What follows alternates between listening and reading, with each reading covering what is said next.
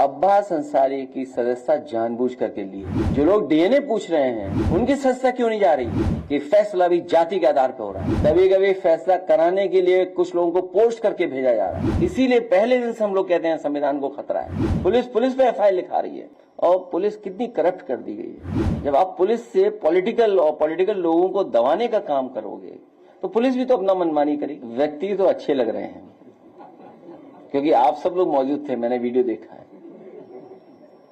आप लोग सब आसपास बैठे थे कुछ लोग,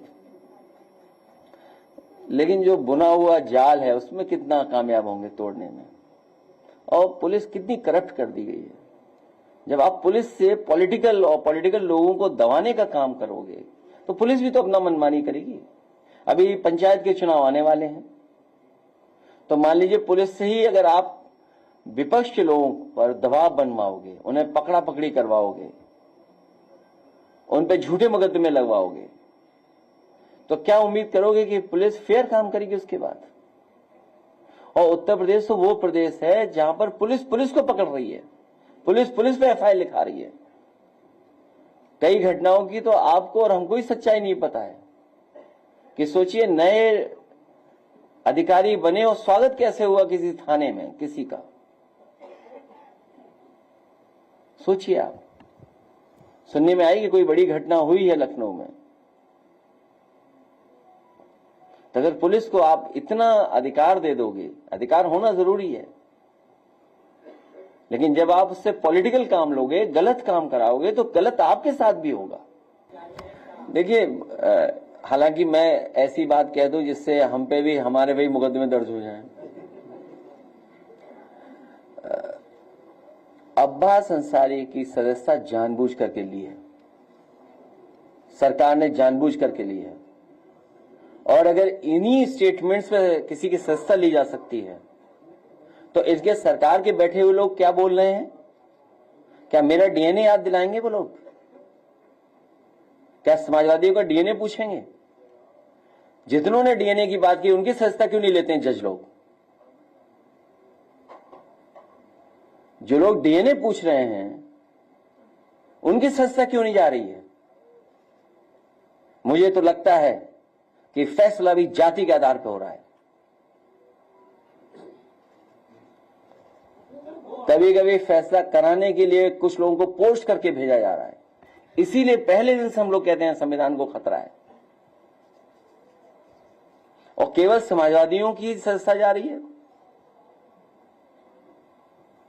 भाजपा के लोग जो स्टेटमेंट दे रहे हैं उसकी सदस्यता कभी नहीं जाएगी क्या? होता है सर, तो क्या वो अलग बात है, वो हमारा पार्टी की बात होगी या वो हमारी पार्टी फैसला लेगी। और कई लोग तो लॉयल्टी बदलने में बड़े होशियार हैं।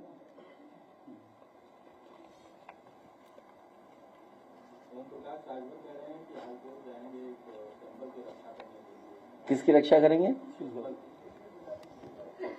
आपको नहीं पता उनके बारे में कुछ क्या?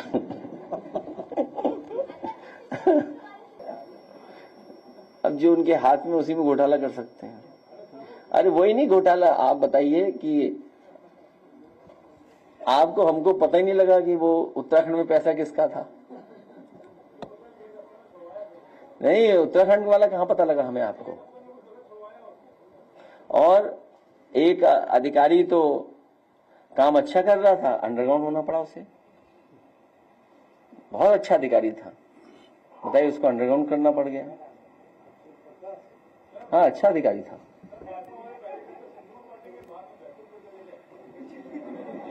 क्योंकि उन्हें ये समझ में आ गया कि अपनी सिंध दूर करने के लिए एक नारा बनाया था उन्होंने। इनकी सदस्यता और इनकी पार्टी की सदस्यता खत्म हो जानी चाहिए। ये विचारधारा आ कहां से रही है? ये पार्टी के लोग ही तो उन्हें समझा रहे हैं, कहीं तो ट्रेनिंग मिल रही होगी। और ये जानबूझ करके, क्योंकि बुनियादी सवालों पे इन्हें बहस नहीं करनी है।